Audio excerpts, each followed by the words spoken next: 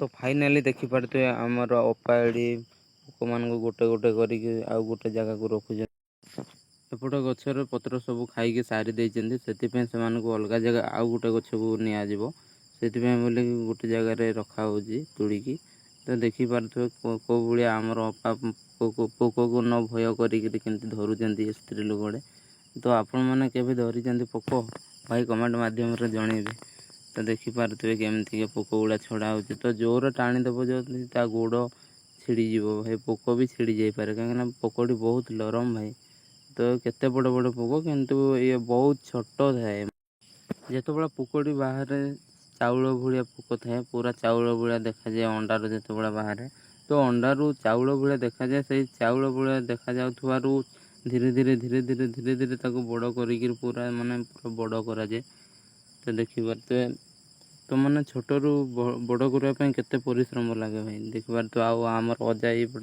पोक सब पूरा एकाठी करके पूरा केमती उड़े रखुच्च तो ये सब पोक पूरा चाष करा तो चाष कर बिक्री करा जदि आपण मैंने आपण गाँ पटे ये जदि पोक चाष हो तो भाई मैंने जापारे पोकर रेट केते तो ये पोक मानकर रेट बहुत अधिक तो से आमर चाष करा तो देखिपे आउ एपटे आमर तो अजा लगी पोक को पूरा गोटे डाल को डगेबारे भाई पोक को चाष करने 4 मास लगे भाई तो 4 मास जाके छोट पोकर बड़ करने को पड़े तो से देखिए तो जंदा पिंपुड़ी एमती चढ़ई बहुत बहुत किसी खाईजे पोक को तो से माने जगिक रहा पड़ो पुणी जंगल ये जिनस को चाष करा पड़ो जंगल तो आपण मैंने जापारे बहुत जिनस अच्छा चढ़ई अच्छा जंदा पिंपुड़ी भी अच्छा काई अच्छा तो खाईदे पोक को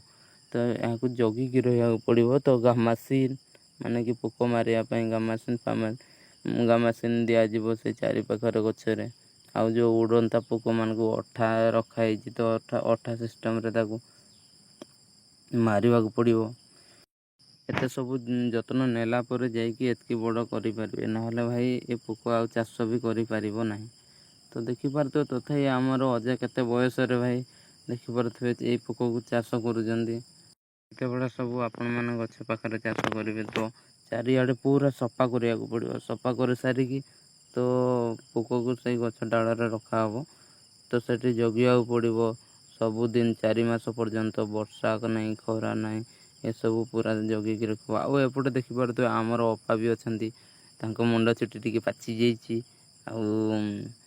एमती किसी ना भाई बहुत बढ़िया आम अपा भी देखिपे आउ पोक तो 2 जन सब पोक को एकाठी कर पोक सब केमती एपट एपट हलुंट भाई एपट को जीवाई सेपट को जीवाई कहीं डाल नुहे से जो धरी अजा आमर से डाल ये गोटे डाल साइज डांगड़े तो से केमती पोक गुड़ा झुलिक अच्छा एपट एपट होती तो फाइनाली एवं आम आउ गोटे गछ को डेगेबा को जाऊँ आम अजा तो आउ गोटे गचर देले से पत्र खाइबे पत्र खाई बंचे तो फाइनाली देखिपार तो यहाँ हूँ असन गछ ये गचर ही चाष करा हुए तो यही गचरे बोधे हुए तो देवेनि आउ गोटे गछ को नवा बोली कहले तो यही गचरे देवे ये गचरे देले पोक सब चढ़ी सब खाइबे आ डाल पत्र तो देखिपे तो ये रखाला ये एमती रखीदे आराम से निजे निजे उठ चढ़ीजे भाई तो आराम से रखीदे गले आउपटे पुणी आउ गोटे धरी जोड़ा आम अपा धरते सेटा पुणी टाणिक ऊपर उड़े देखिपे पूरा गछ गछ केमती जंगल साइड अच्छी भाई ये तो जानी थे पशु पक्षी सब अच्छा भाई ये सब जगिक ही कम करा पड़ो तो या पुणी आम अपा उड़ी देती गछ उपर देखिपे तो फाइनाली काम सरीगला तो एवं धीरे धीरे निजे पोक सब चढ़ीजे गछ उपर को तो गछ उपर पत्र सब खाई पुणी रे पुणी यहाँ जिते बड़ा डाल खाई सारे पुणी यू पुणी आउ अन्य जगह को डेगा हम तो एमती करी भाई 4 मास पर्यंत करने पड़ो तो 4 मास पर भाई या तार गोटे बास या से बास को बिक्री कर तो भाई मैंने बिक्री कर सारापर तो किसी पैसा मिली थाए तो हो गला भाई देखी पार्थो भाई देखिपार केମିତି ପୋକ ଯାଉଛନ୍ତି ପୁରା ଧୀରେ ଧୀରେ ଆରାମସେ ଯାଉଛନ୍ତି। ତ ଦେଖିପାରୁଥିବ ଆଉ ଏପଟେ ସେ ଚୁପ୍ କିନି ଅଛି ଭାଇ, ଏ ଚାଲୁନାହିଁ। ତ ଦେଖିପାରୁଥିବ ଆଉ ଏପଟେ ପୁରା ତାଙ୍କ ଯିବା ପାଇଁ ରାସ୍ତା ମାନେ ଟହଳ ବିକଳ ହେଉଛନ୍ତି, ଖାଲି ଇଏ ଏପଟକୁ ସିଏ ସେପଟକୁ, ମାନେ କେତେ ଜୋରରେ ହଲୁଛନ୍ତି ପୋକ ସବୁ। ଇଏ ତ ଭାଇ ଆରାମସେ ଚାଲିଲା ଭାଇ, ତାର ରାସ୍ତା ପାଇଯାଇଛି। ଆଉ ସେପଟେ 4-5 ଜଣ ଅଛନ୍ତି, କ'ଣ ମଜା ନା କ'ଣ କରୁଛନ୍ତି ଆଉ ଆଉ ଯିବାକୁ ହିଁ ରାସ୍ତା ନାହିଁ। ସେ ଏପଟୁ ଛେକି ଦେଇଛି ତ ଆଉ କୁଆଡ଼େ ଯିବେ, ସେଠି ଟ୍ରାଫିକ୍ ବନେଇଯାଇଛି ଭାଇ। ତ ଦେଖିପାରୁଥିବେ ଚାଲିଲେ ପୋକମାନେ ପୁରା ଗଛ ପାଖକୁ। ତ ଏପଟେ ତ ସେ ପୁରା ଫାଷ୍ଟ, ରେ ଭାଇ ତୁମ ତ ପୁରା ଫାଷ୍ଟ हो गया। ତ ଫାଷ୍ଟ ହେଇଯାଇଛି ସେ ବର୍ତ୍ତମାନ ଉପରେ ପୁରା। ତ ଦେଖିପାରୁଥିବେ ଭାଇ, ଆଉ ଏପଟକୁ ତ ସେ ତାର ତଳେ ଯାଉଛି, ସେ ଡାଳରେ ପତ୍ର ଖାଇବା। ସେ ପତ୍ର ଖାଇ ସାରିଲା ପରେ ପୁଣି ଉପରକୁ ପଡ଼ିବ। ତ ଆଉ ଏପଟେ ଚାଲିଲେ ପୋକମାନେ ସବୁ ଉପରକୁ ଚଢ଼ୁଛନ୍ତି। ତ ଦେଖିପାରୁଥିବ ତା ଲାଇଟ୍ ଲାଗୁନି ନା, ସେଇ ଲାଇଟ୍ଟା ମୋତେ ବହୁତ ସୁନ୍ଦର ଲାଗେ। ତ ଦେଖିବା ପାଇଁ ଭଲ ଲାଗେ ସେଇ ଲାଇଟ୍ ଗୁଡ଼ା, ତାର ଯେଉଁ ଦେହରେ ଲାଗିଛି ଟୋପେ ଟୋପେ, ସେଗୁଡ଼ା ଲାଇଟ୍ ଭଳିଆ ଲାଗେ। ତ ଲାଇଟ୍ ଭଳିଆ ଜଳେ ସେଗୁଡ଼ା। କ୍ୟାମେରାରେ ତ ମୋର ଏତେ ଫୋକସ୍ ଆସୁନି, ତ